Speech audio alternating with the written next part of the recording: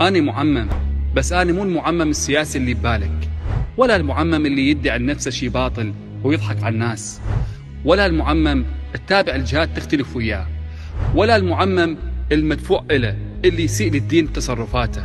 فلا تحملني أخطاء غيري، وبنفس الوقت إذا شفت خطأ مني فهذا خطأ صدر مني، فلا تحمل الغير من طلبة العلم.